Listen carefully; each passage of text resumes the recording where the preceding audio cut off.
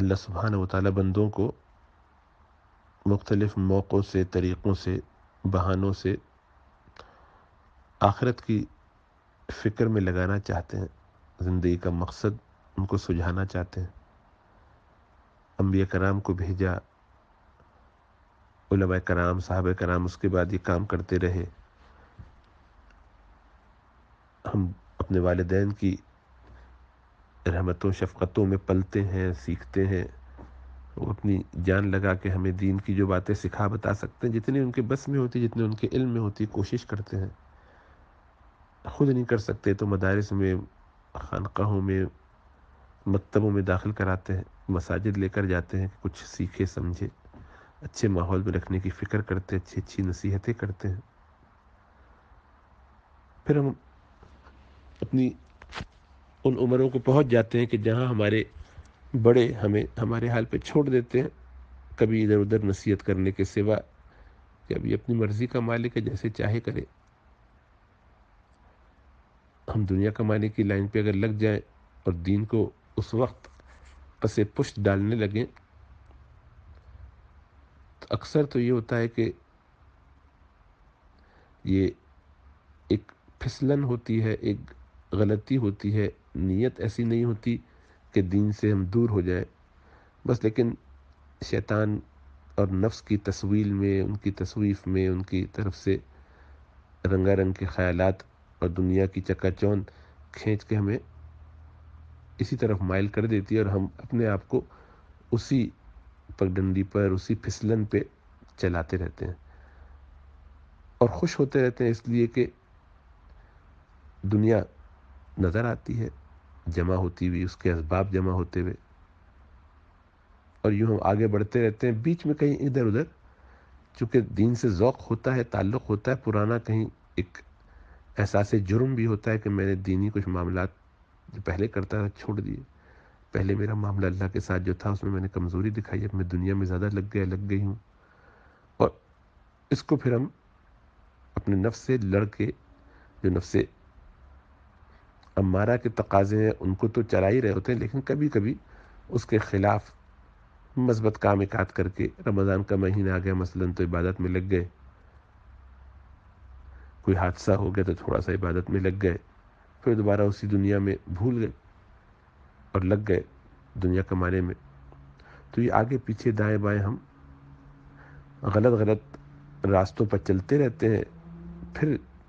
اللہ سبحانہ و تعالیٰ کی طرف سے تنبیہ آتی ہے تو پلٹ جاتے ہیں۔ اللہ سبحانہ و تعالیٰ بعض لوگوں کو تو یہ موقع دیتے ہی نہیں کہ دوبارہ تنبیہ کی جائے، بلکہ انہیں پھر اس راستے پر چھوڑ دیتے ہیں کہ اس نے اپنی دنیا بنانے اور دنیا کمانے اور دنیا میں اپنے آپ کو الجھانے اور دوسروں سے مقابلہ کر کے اپنے آپ کو بہت اونچا کرنے، اس کو اپنی زندگی کا مقصد بنا لیا ہے، اور یہ بندگی کے راستے سے ہٹتا جا رہا ہے، تو چھوڑ دو اس کو اس کے حال پر۔ ایسے لوگ دنیا میں ترقی کرتے رہتے ہیں تا وقت کہ وہ حتیٰ زرتم المقابر ہو جاتے ہیں۔ اللہ فرماتے ہیں الہاکم التکاثر، دنیا میں زیادہ سے زیادہ کمانے نے تم کو غافل کر دیا، بالکل ہلاک کر دیا، تمہیں بالکل ہی برباد کر دیا، یہاں تک کہ تم اپنی قبروں تک پہنچ گئے۔ تو عموماً غیر مسلموں کے ساتھ تو یہ معاملہ ہو جاتا ہے کہ وہ دنیا ہی میں الجھ کے رہ جاتے ہیں۔ اللہ سب کو اپنی پناہ میں رکھے، سب کو ہدایت نصیب فرمائے۔ اور مسلمانوں میں سے بھی جو بدبخت ہو جائیں، شقی ہو جائیں، دین کا مذاق اڑانے لگیں، اللہ کو تہدید کر کے اللہ سبحانہ و تعالیٰ سے بغاوت کرنے لگیں، تو ایسے لوگوں کے لیے تو پھر یہی راستہ بن جاتا ہے، اور وہ اس میں مطمئن ہوتے ہیں کہ ہم بہت ٹھیک چل رہے ہیں، سارے معاملات درست ہیں، بڑا اچھا چل رہا ہے سب معاملہ، بچے بھی ترقی کر رہے ہیں، تعلیم میں آگے بڑھ رہے ہیں، گھر بھی بڑا ہوتا جا رہا ہے، تنخواہیں بھی بڑھ رہی ہیں، نئی نئی گاڑیاں بھی ہیں، دنیا مشکلات میں میری ترقی، اس کا مطلب ہے کہ اللہ کی میرے ساتھ خاص عنایت ہے۔ تو گناہ کرتے کرتے شیطانی میں پڑے پڑے اپنے آپ کو اسی لائن میں وہ سوچتے اگر ان میں کچھ رمق دین کی باقی ہو، اور نہ ہو تو پھر وہ ایسے ہی اپنے سلسلے میں پڑے رہتے ہیں، اور اللہ کی کوئی یاد بھی ان کو نہیں آتی۔ پھر وہ روزانہ کی نمازیں، ہفتے کی نماز، ہفتے سے پھر وہ عیدین کی نماز، پھر وہ بھی چھوٹ جاتا ہے، پھر اور گندی صحبتوں میں، خراب صحبتوں میں رہنے کی وجہ سے اپنے آپ کو گناہوں میں الجھا لیتے ہیں، اور پھر موت کا جو وقت معین ہے وہ آ کے ان کو مہلت عمل نہیں دیتا۔ اللہ سب کو اپنی پناہ میں رکھے۔ تو یہ تو بالکل بد نصیب اور شقی لوگ ہیں کہ جو اسلامی گھرانوں میں پیدا ہوں، اچھے ماحول میں بچپن گزاریں اور بعد میں تباہ و بربادی کے راستے پر چلے جائیں۔ انہی میں پھر بعض وہ ہوتے ہیں کہ جن کو اللہ سبحانہ و تعالیٰ موقع دیتے ہیں۔ موقع تو سب کو دیتے ہیں، لیکن جس کا رویہ منفی ہو جائے پھر اس کو موقع نہیں دیتے۔ آدم علیہ السلام سے غلطی ہوئی، توبہ کی، موقع دیا۔ شیطان سے غلطی ہوئی، نہ توبہ کی بلکہ چیلنج کیا، اسے کوئی موقع نہیں ملا، قیامت تک کی مہلت مل گئی۔ البتہ یہی رویہ ہمارا ہوتا ہے۔ اگر ہم سچے طور پر اللہ ہی کو اپنا معبود سمجھتے ہوئے رجوع کرتے رہیں تو اللہ سبحانہ و تعالیٰ کبھی ہمیں کچھ دے کر اور کبھی کچھ لے کر،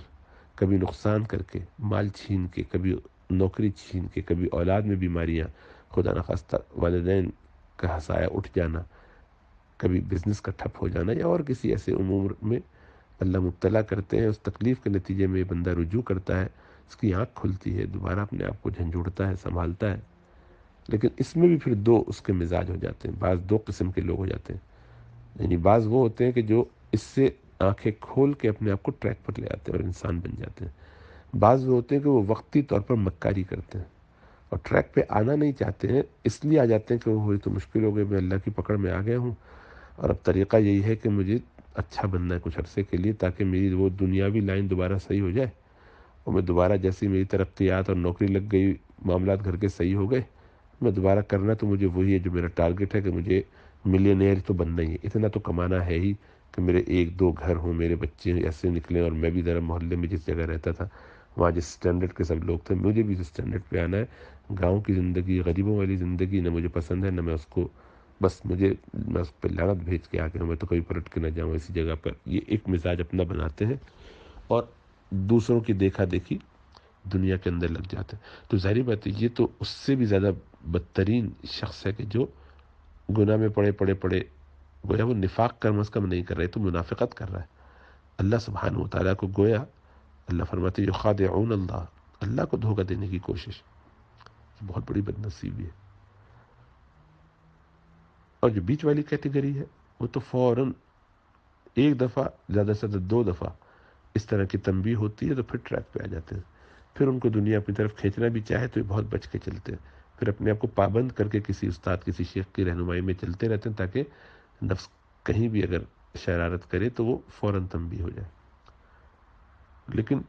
چالاکی کرنے والے سب سے زیادہ نقصان میں رہتے ہیں۔ تو ہر انسان یہ دیکھے کہ جو کام وہ کر رہا ہے وہ کس کیٹیگری میں ہے۔ اچانک سے نماز روزہ شروع کر رہا ہے، اللہ ہی کے لیے واقعی، یا دنیا جو چھینی اور تکلیف محسوس ہوئی تو وہ واپس چاہیے، اس کے لیے اللہ سبحانہ تعالیٰ کو تھوڑا سا نعوذ باللہ قائل کر کے، اپنی طرف مائل کر کے، ان کی رحمتوں کو مبذول کرا کے اپنا کام بنانا ہے، پھر اس کے بعد ہمیں کیا اللہ سے لینا دینا، دوبارہ ہم تو شیطان کے ہی پجاری ہیں، اسی کے دربار میں جائیں گے، کیونکہ ہمیں تو دنیا چاہیے۔ یہ انجانے میں ایسا ہوتا ہے، ایسا نہیں کہ وہ ایسا سمجھ رہا ہوتا ہے، وہ تو اپنے آپ کو سمجھ رہا ہوتا ہے کہ میں تو حلال کما رہا ہوں، بالکل ٹھیک کما رہا ہوں، لیکن یہ حلال مجھے دین کے راستے سے روکتا ہے، مجھے اس کی وجہ سے آخرت کی فکر نہیں رہتی، تو اس کی آنکھ نہیں کھلتی، اس کو ہوش نہیں آتا کہ کن چکروں میں ایک دفعہ نہیں بار بار پڑتا ہے، پھر وہی حماقتیں کرتا ہے۔ تو دھوکے میں نہیں پڑا رہا انسان، اللہ سب کی آنکھیں کھول دے، اور اللہ ہمیں فکر آخرت نصیب فرمائے۔ ایک دوسرے کو دیکھا دیکھی، ان کے پاس اتنا ہے تو مجھے بھی اتنا چاہیے، دوسرے ایسے کر رہے ہیں تو میں بھی ایسا کروں، ان جاہلانہ خیالات سے نکل جانا چاہیے۔ اللہ کی تقسیم ہے، حلال طریقے سے کمائے ضرور، لیکن ادھموا نہ ہو جائے، پاگل نہ ہو جائے۔ دنیا سایہ ہے، سائے کے پیچھے بھاگیں تو کبھی پکڑ نہیں سکتے، وہ ہمیشہ آپ سے آگے ہی رہے گا۔ کتے کی طرح زبان بھی لٹک جائے، آدمی سائے کو پکڑ نہیں سکتا، وہ ہمیشہ اس کو دوڑاتا رہے گا۔ اس کے برعکس الٹی سمت میں دوڑنا شروع کر دے، چھوڑ دے سائے کو، چھوڑ دے اس دنیا کو، اس سراب کو، تو وہ سایہ خود ہی پیچھے پیچھے آئے گا۔ لیکن مقصود دنیا کبھی بھی نہیں ہونی چاہیے۔ دنیا بقدر ضرورت ملے، دنیا آسائش آرائش کے لیے بھی مل جائے، لیکن دل میں دنیا کا ایک رتی بھی ذرہ نہ آئے، دل میں دنیا کی کوئی محبت نہ ہو۔ اللہ ہمیں سمجھ و شعور عطا فرمائے.